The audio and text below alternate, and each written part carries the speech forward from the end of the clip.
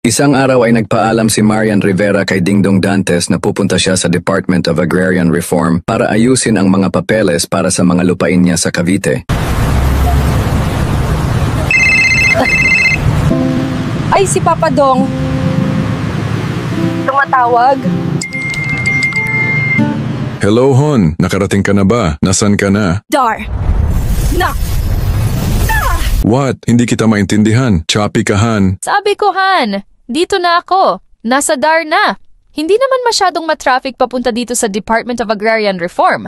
Nakabili na nga ako ng pasalubong na mga prutas at gulay galing sa mga magsasaka na nagbebenta dito. Pauwi na rin ako. Nakauwi na ba galing school si Nazia at Sixto? Ang malaman ng Secretary ng Department of Agrarian Reform na nandun si Marian Rivera, agad neto inalok ang actress para maging endorser. Ang naisip kasi nilang tagline ay ayusin ang pamamahagi ng lupaing agraryo magdarna. Kamusta na si Alden Richards? Well, lately ay nag-aaral na itong maging piloto, apart from his busy schedules being a GMA star and businessman. Pero alam niyo bang may nakarating sa aming chika na noong 2015, kasagsagan ng kasikatan ng Aldab, ay may naging ka-MU pala itong isang sikat na Hollywood singer. Walang iba kundi si Demi Lovato, ang sikat na Grammy nominee ng mga Billboard top hits na Skyscraper, Give Your Heart a Break, Heart Attack, Sorry Not Sorry at iba pa. Bago pa man sumikat si Alden at Maine Mendoza sa Aldab ng Eat Bulaga noong July 2015, nagkaroon muna ng concert sa MOA si Demi Lovato noong April at ipinakilala silang dalawa ng producer. Lumalabas naman sila at ipinasyal pa ni Alden si Demi sa Bora at Coron. May balak pa sanang sundan ni Alden si Demi sa USA pero naging busy na ito sa Kalye serye hanggang na-fall out sila ng communication dahil na rin sa mga concert tours ng singer. Bukod pa sa busy din si Alden sa commitments, ayaw din niyang pagtawanan si Demi sakaling seryosohin niya at ito at pakasalan dahil magiging katawa-tawa ang apelyido ng singer kapag gamit na nito ang apelyido niya. Hashtag Mrs. Demi Lobat to recharge. Hashtag joke lang. Kumusta na ang love life ni Cassie Legaspi? Matapos itong malink dati sa Showtime host at singer na si Darren Espanto ay nawala na lang ang chismis sa kanila dahil freeness lang daw sila. Ngayon naman ay tinutokso sila ng PBB collab housemate na si Michael Sager dahil nakikita silang magkasdama in public pero walang pag-amin sa dalawang GMA 7 stars. Gaano naman ay katotoo na binalakligawan si Cassie ng isang Portuguese tennis player na kilala din ni Alex Ayala. Walang iba kundi si Gastao Elias na dating world number 57 noong 2016 at ngayon at ranked number 304 na lang sa ATP. Nag-comment di umano si Cassie sa post ni Alex Ayala at napansin ito ni Gastao at finalaw na nito ang dalaga at chinat. Naging magkaibigan sila online pero tinuldukan ito ni Cassie bago mag-level up dahil sa payo ng nanay nitong si Carmina Villarroel. Bukod kasi sa 14 years na agwat ng dalawa, tunog kubeta ang magiging pangalan ni Cassie sakaling magkatuluyan sila ni Gastao gamit ang apelyido ng tennis player. Hashtag Mrs. Casillas. Hashtag joke lang.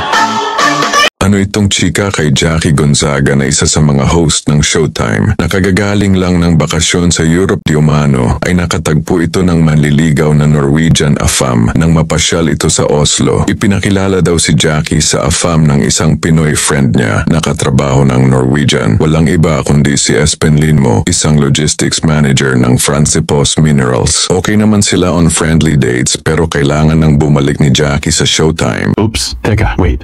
Bago tayo magpatuloy ng kwentuhan, pakiclick naman ng follow at like sa baba para mas updated ka sa latest topic natin. Salamat mga kads. At nang makarating kay Mimi Vice Ganda ang balita sa love life ng dalaga, ay agad nitong tinukso at biniro ang kasamahan sa noontime show. Sabi pa ni Vice, no way or Norway, you think it's no way. Nang tinanong ni Jackie kung bakit, sinagot siya ni Vice na, check mo ang name mo pag napangasawa mo si Espen gamit ang apelyido niya. Baka ma-pressure ka sa pagsasarili. Charles, nag-appear at nagtawanan na ang sila. Hashtag Mrs. Jacqueline mo. Hashtag joke lang. Naalala niyo pa ba si Francesca Farr, ang tinanghal na female winner ng Are You the Next Big Star noong 2009 at nabigyan ng GMA ng TV shows gaya ng SOP at mga teleserye hanggang 2016. Nanalo pa nga ito ng Best Actress in Musical Film sa Emmy noong 2010. Pero ano itong balita na noong 2016 ay binalak daw di umano itong ligawan ng nooy congressman ng Caloocan na si Alon Malapitan. Nagkakilala di umano ang dalawa nang maimbitahan ng singer na kumanta sa isang event ng LGU at naging magkaibigan naman sila. Noong panahong iyon ay May jowa na rin si Francesca, ang Philam na si Gino Jose at si Along naman ay may partner na rin kaya di sila nag-level up. Masaya na ngayon si Francesca sa buhay may asawa sa USA at si Along naman ay nanalong mayor ng Caloocan noong nakaraang eleksyon. Isa pa ay nakakatawa ang magiging pangalan ng singer dahil opposing at di match ang kanilang mga apelyido. Sakalingang magtuluyan sila at gagamitin ni Francesca ang apelyido ni Along. #Mrs. Francesca para malapitan. #joke lang.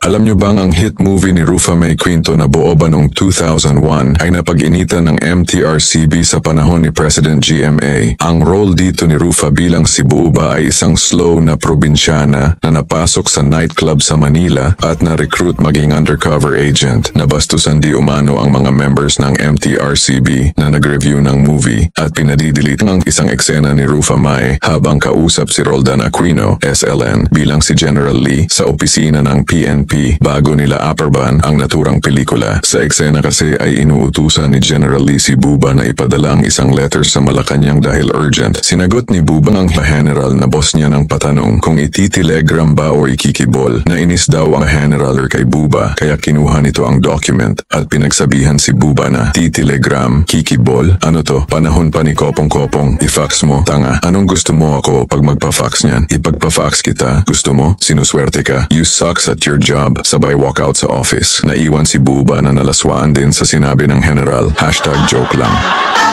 Inamin nga ng new Vivamax babe na si Mara Halipa na di siya nagpa-plaster sa mga bed scenes ng mga movies niya dahil masakit daw pag tinatanggal. Nakilala si Mara sa kanyang unang mapangahas na movie na Gatas noong 2024. Napagkakamalan ngang may anak si Mara dahil sa size ng kanyang dede pero ito ang puhunan niya sa Vivamax. Balitang masaya daw ang dalaga dahil may manliligaw itong daddy na afam mula sa Switzerland. Walang iba kundi si Frank Rotman na founder at Managing Director ng Pharma and isang company na nasa health at pharmaceutical investments sa Europe at Middle East. Noong una ay subscriber lang si Frank sa Vivamax hanggang malaman nito ang Instagram ni Mara at mula noon ay panay chat na nila hanggang magbakasyon ang Swiss sa Batanes at nakilala ng personal ang aktres. Masaya naman si Mara kahit sa short period of time ni Frank sa Pinas at balak siyang ipasyal ng businessman sa Swiss Alps sa winter. Pero nagdadalawang isip si Mara kung itutuloy pa ba ang LDR kay Frank dahil masagwa ang magiging pangalan niya sakaling pakasalan siya ng negosyante gamit ang apelido nito. #Mrs. Mara Haliparotman.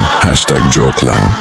Alam niyo bang dating finalist si Wilma Dasent sa Body Shots modeling competition noong 90s? Yes, ang Body Shots ang pinakaglamorosong contest pagdating sa ramp modeling kung saan ay sumali rin dati sina Eric Izon, John Estrada, Francine Prieto at ang kuya ng PBB na si Laurenti Jogi. Di man nanalo si Wilma ay umusbong ang showbiz career nito sa hosting at pagiging comedian hanggang maging successful restaurant owner ang chicks ni Otit. Nagpakasal siya sa negosyanteng si Jeric Parin noong 2022. Natatawa pa nga si Wilma kasi parang di pa rin siya nagkaroon ng bagong apelyido dahil tinatawag siyang Mrs. Wilma Dasent pa rin pero mas natatawa siya dati sa manliligaw niyang German afam na si Oliver Suck noong 2007. May investment conference daw itong si Oliver sa Makati at naipakilala sila through common friends ni na Grace Lee na co-host niya sa The Sweet Life TV show. Kaso umayaw si Wilma na mauwi sila ni Oliver sa seryosohan dahil nagtatawanan sila ng ibang co-host niyang sina Lucy Torres at Isa Calzado. Masagwa nga naman ang magiging pangalan niya pag nakasal sila ng German gamit ang apelido nito at hindi makakatotohanan. #Mrs. Wilma Dasent Suck. #joke lang. Napapag-usapan lately ang eskandalo at kontrobersyal na isabong si Atong Ang at si Gretchen Barreto. Sabi nga ng iba, level up na sila Greta na kilala noong 90s sa mga ST films ng Seiko bilang cocktease pero ngayon ay isa ng cockfighter. Alam niyo bang may mga nakakatawang description ng mga panabong? Sa English ay tinatawag na rooster o cock kaya nga cockfighting ang kilalang sinaunang blood fight sport na nadiskubre ni na Magellan sa Pilipinas noong 1521. Alam niyo rin bang ina-associate ang word na cock sa ari ng mga lalaki noon pang year 1325 sa French, Norse, German at Old English kaya nauso itong gamitin sa lingwaheng sexual. Siyempre nakiuso ang Pilipinas at di nagpatalo sa evolution ng Taglish kung saan nagkaroon na ng mga terms para i-describe ang cocks, either panabong o tarugo. Gaya nga cute na cock ay cock, katuwa, ugly cock ay cock, kainis, ang lard cock ay cock, kagana, ang extra lard cock ay cock, kasuka, ang small cock ay cock, kapiranggot, ang extra small cock ay cock, kaduling, pero lahat sila ay na cock kabuntis. #joke lang. Hinirang na big winner si Mika Salamanca, kapartner si Brent Manalo ng Team Breca sa katatapos lang na PBB Celebrity Collab kung noon ay nabash ang vlogger-singer sa kasagsagan ng pandemic dahil sa quarantine violation nito sa Hawaii. Ngayon ay puro papuri ang natatanggap ng dalaga. Ang controversial kabablen ng Pampanga ay nabalitang inaresto dati ng mga pulis at nakapagpiyansa kaya di nakulong dahil sa pakikipag-party habang may quarantine. Ang kapuso aktres ay kasalukuyang lumalabas sa sangre bilang si Anaka, pero totoo ba ang nahalukay na chismis na may iniwan daw itong jowang AFAM sa Hawaii noong 2020? Di umano ay kasama niyang nagparty ang big shot na Amerikanong si Nicholas Bag na VP ng Verizon Media na kasama sa brands ng AOL at Yahoo. Hindi raw magandang impluensya si Nicholas sa dalaga kaya ginost ito ni Mika nang umuwi sa Pilipinas at hindi na muling kinausap o chinat. Isa pa ay ayaw ni Mika na magiging katatawanan ng pangalan niya sakaling magkatuluyan sila ni Nicholas gamit ang apelyido nito. Hashtag Mrs. Mika Bag. Hashtag Mrs. Mika Salaman Kabag. Hashtag joke lang. Congrats to Tara Valencia for placing third runner-up sa katatapos lang na Miss Supranational 2025. Hindi nagpakabog ang dalaga kahit na clear favorite si Miss Brazil Eduarda Braum na manalo. Totoo nga bang napanood si Tara ng isang NBA player sa Poland at hindi na tinantanan ng dalaga hanggang makauwi sa Pinas? Nakabakasyon nga daw ang bagong recruit ng Charlotte Hornets na si Colin Sexton na dating guard ng Utah Jazz sa Noe Sonch dahil off-season pa ang NBA. Oops, teka, wait. Bago tayo magpatuloy ng kwentuhan, pakiclick naman ang follow at like sa baba para mas updated ka sa latest topic natin. Salamat mga kads. At napanood niya ng live ang coronation night ng Supranational kung saan ay nabighani ito sa kagandahan ni Tara. Ipinakilala sila ng isa sa organizers na friend din pala ni Colin at lumabas sila on friendly dates. Ang kaso, binibiro si Tara ng mga amiga niyang mga kabatch niya sa Miss Universe Philippines 2024 na sina Chelsea at Ahtisa Manalo na ang lakas makatigang at makayaya kapag nagpakasal siya sa basketball player gamit ang apelyido nito. Hashtag Miss Tara Sexton. Hashtag joke lang. Ano na ang balita sa kapuso star na si Ashley Ortega matapos itong unang ma-evict sa bahay ni Kuya sa katatapos lang na PBB collab? Well, kabi-kabila naman ang projects niya kahit una siyang nasipa sa programa. Ginagawa niya ngayon ang episode na Hermana Salve ng Shake, Rattle and Roll, Evil Origins na kasama sa MMFF 2025 sa December. Nagtitaping na rin siya ng next GMA primetime series na Sisters Game. Hindi lang sa work dagsa ang dating para sa aktres, pati di umano sa manliligaw ay pila din. Balitang sabay siyang niligawan ng dalawang AFAMs, isang African consultant ng kilalang bangko sa Angola na si Zacharias Sobo at isang Australian IT manager ng isang law firm na si Craig Beatty. Balitang nagbakasyon pa ang dalawa AFAMs sa Pilipinas para mapalapit sa dalaga. In-entertain naman sila ng actress bilang kaibigan. Actually, sinasamahan pa siya ng BFF niya si Shuvi Etrata kapag may friendly dates. Pero pinayuhan si Ashley ni Shuvi na wag na ang dalawang foreigners at mag-focus na lang kay Maeve Legaspi na nanliligaw din sa kanya. Isa pa ay ipinaalala ni Shuvi kay Ashley na ang bastos ng magiging pangalan niya kung sakaling pakasalan siya ni Numan ng dalawang AFAMs, lalo na kung gagamitin ng mga apelido nito. Hashtag Mrs. Ashley or Tigasubo, hashtag Mrs. Ashley or Tigabati, hashtag joke lang.